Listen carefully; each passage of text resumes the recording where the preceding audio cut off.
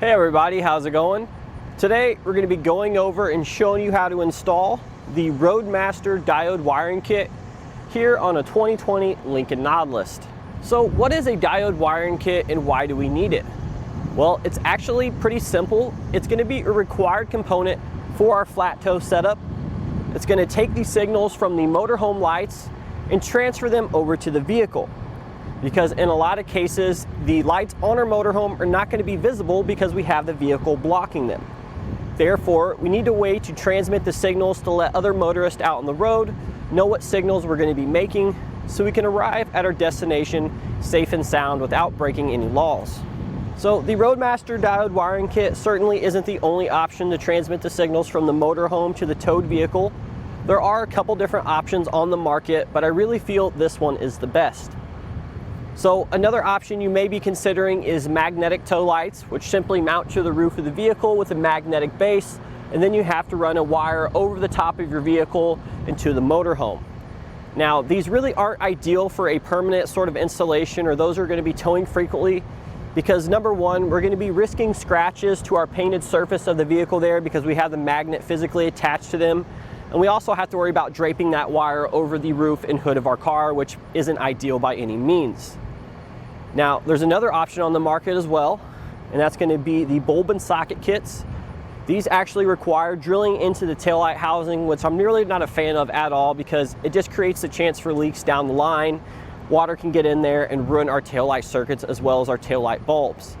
If you also cut in an incorrect location, you're pretty much going to ruin your taillight and you're going to have to start completely over. With our diode wiring kit here, we simply have to splice into a few of the factory wiring circuits. Then everything is pretty much independent from the vehicle. We're going to be running wires up to the front and to our motorhome via a trailer connector and umbilical cord. So yes, we do have to splice into a few wires on the vehicle, but not to worry. The way the Roadmaster diodes are designed, they're going to stop the backflow of electricity. Therefore, we don't have to worry about any issues with the motorhome affecting the lights on our vehicle or vice versa.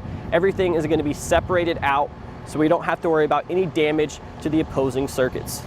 And furthermore, one of the major benefits of the diode kit here is that we're going to be utilizing the factory tail light, so it's going to give us the best overall look while we're driving down the road with our expensive flat tow setup.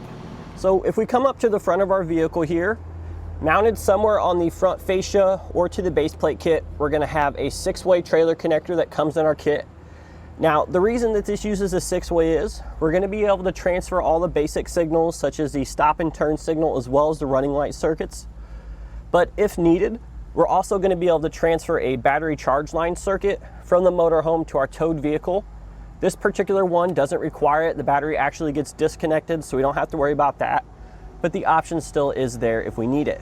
And what this 6-way also does is it allows us to easily adapt to a 7-way, which is the most common connector found on our motorhome. So now it's time to go over the actual physical connection for the lighting, that is, between the motorhome and the towed vehicle. And what I'm referring to is the umbilical cord. So that's another reason why I really like this kit here, is we have pretty much 3 different options for this umbilical cord. So we have these 3 options laid out in front of us here. The one closest to me is going to be a coiled umbilical cord.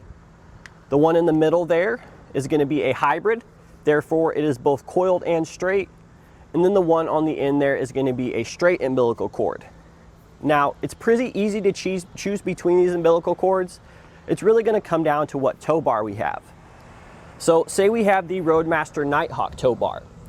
So the Roadmaster Nighthawk tow bar has a built-in channel on the bottom of the tow bar arms. Therefore, we're going to be able to pass our electrical cord through there to help it from dragging on the ground. Therefore, we're either going to go with the straight umbilical cord or the hybrid, which is what we actually have installed on the tow bar here. In regards to the coiled umbilical cord, we're going to be utilizing this one when we have a tow bar without any built-in channels, and that coiled section there is going to help everything from keeping it dragging on the ground. So in regards to installation, our kit is going to come with pretty much everything we need to complete this.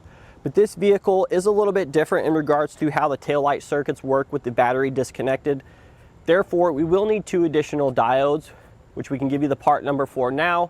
You'll want to go ahead and pick these up with your wiring kit here. But aside from that, the installation really isn't difficult. It's going to be pretty much straightforward. There's going to be minimal modifications required to the vehicle, and we can actually walk you through this entire process step by step now.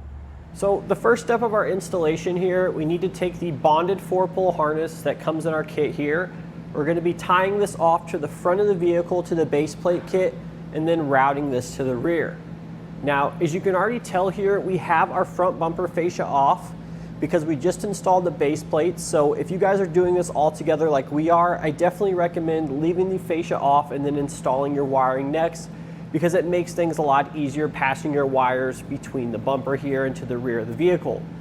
However, if you have your bumper on, no worries, it can still be done. It's just gonna make things a little bit harder passing your wire through these first couple feet here. So we've already got our wire in now. Let's go ahead and show you the path we took. So for these first couple feet here, we're gonna be using the included wire loom that comes in our kit. You can see here, I just have a couple zip ties securing it to some components on the vehicle.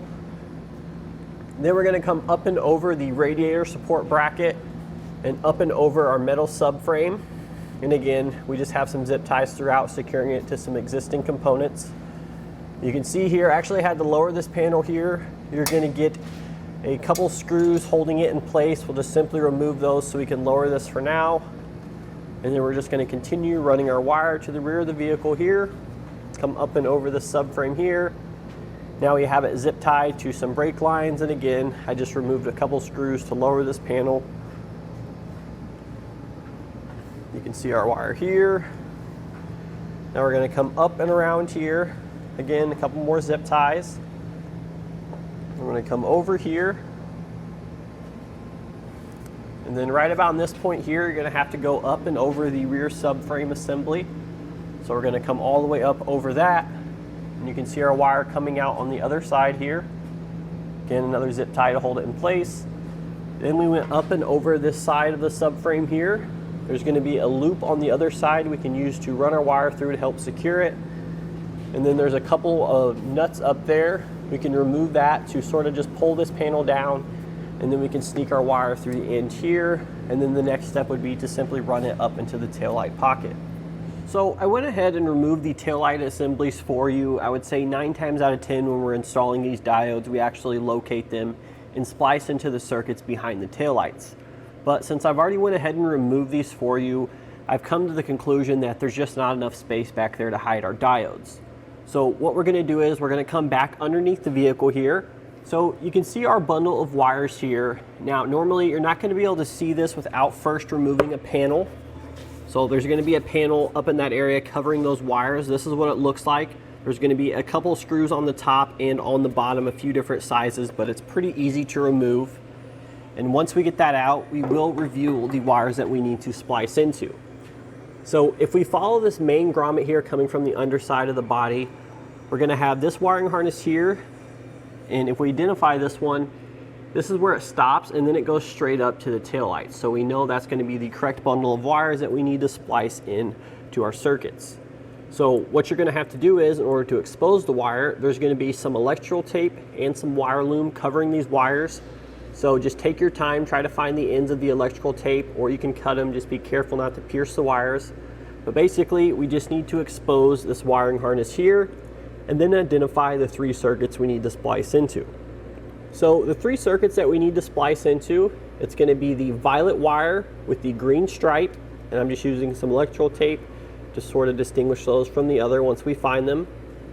The next wire is going to be a large diameter purple wire with a brown stripe, or a violet wire with a brown stripe rather. And then finally we have a yellow wire with a green stripe. But once we've identified those circuits, we can begin cutting them in half and making our connections to the diodes. So you can see here we have our diodes in place. I simply just stuck them onto one another and then mounted the first one to the underside of that body paneling. So normally you're only going to have 2 diodes per side, but this vehicle is going to require an additional 2 diodes, which you'll need to purchase separately, the ones that we mentioned earlier in the video. So stick with me here for these next couple parts here. It may get kind of confusing. But basically, we're going to cut in half the 3 wires that we identified earlier, and we're going to splice those in line with our diodes.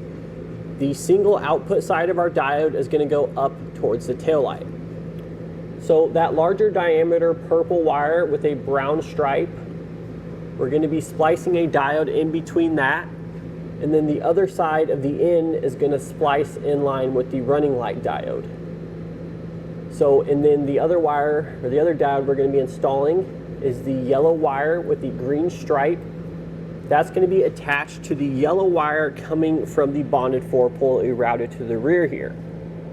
And then the last diode there, or the first one that we have attached directly to the underside of the body, that's going to splice in line with our violet and green wire, and that's for the running light circuit. So on that diode there, you're going to get a yellow spade terminal. It's going to be different than all the other spade terminals in your kit here. We're going to need to attach 3 wires in that yellow spade terminal. One of those wires, we can just simply use some of the excess that we've cut off so far. That's going to be attached to the wire, or the diode rather, that goes in line with that larger diameter purple wire. The other brown wire from that diode is going to go to the bonded 4-pole coming from the front of our vehicle. And then finally, we're going to cut off, or we're going to use the remaining brown wire that we used here, and we're going to route this over to the passenger side of the vehicle and use that as a jumper wire.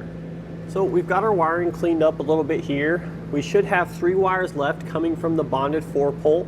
One of them is a white wire. That's going to be for the ground. We just simply took the ring terminal that comes in our kit, crimped it onto the end of the white wire.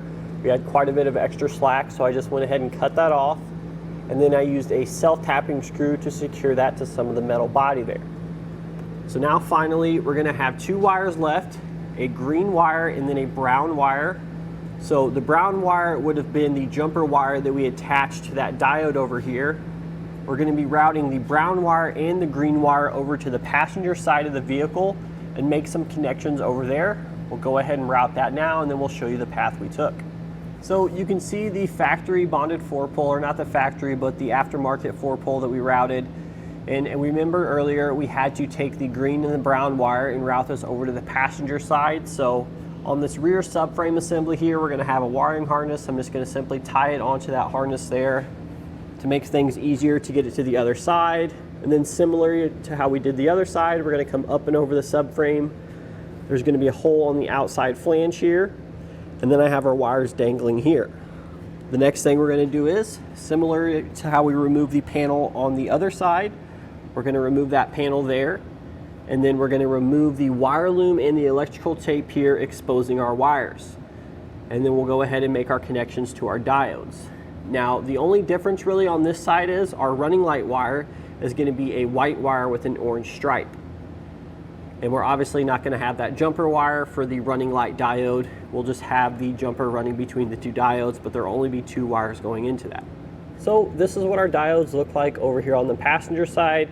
And again, everything is going to be pretty much the same besides that different color wire for the taillight circuit, which is again the white/orange wire. But once we have everything buttoned up, we can go ahead and secure our extra wires there and reinstall our panels. So now that we have the diodes installed, if we were working without our fascia, now would be a good time to go ahead and reinstall that. But if we have our fascia installed, we can move on to the next step, which is to mount and secure our trailer connector. Once we've done that, we can test everything out to make sure it's working correctly. Keep in mind that we wired this a certain way, so the diodes are only going to work with the tail lights on. So now with our bumper fascia back in place, we can finish up wiring up our connector here. So as we said earlier, we want to make sure we leave ourselves plenty of extra slack. So what I'm going to do now is I'm going to take the boot that comes off the back of the trailer connector. We're going to run that down over the wires. And now what we can actually do is we can go ahead and cut off some of that excess, because we're not going to need nearly this much.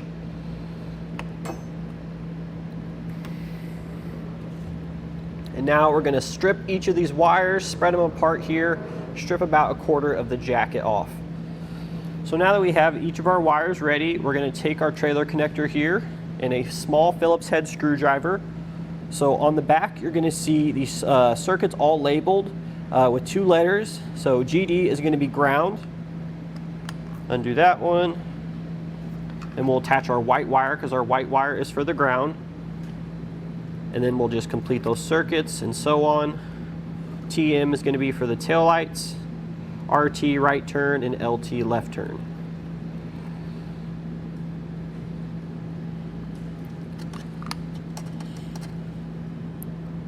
So we only had 4 wires going to the back of ours. You may have an additional wire here for a battery charge line circuit. It's not required for this vehicle, but you can still run one if you want. But what we can do next is we could actually go ahead and hook up to our motorhome and test out our lights here. Now remember that we have to have the taillight circuit on in order for any of these lights to work. I would recommend doing that before you seal up your connections here, but I've done this a couple times here, so I'm pretty confident with the wiring. I'm just going to go ahead and seal it up now, and then we'll secure it to the metal bracket on the vehicle, and then we can go test it to make sure it's working.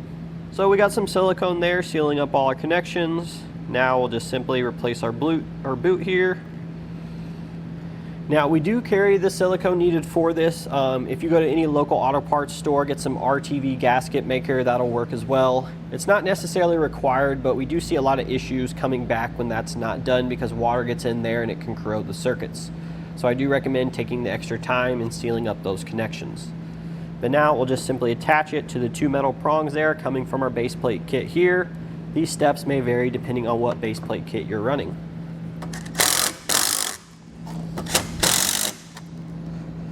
So now that we're hooked up to our motorhome here, we have our running lights on and the battery is disconnected.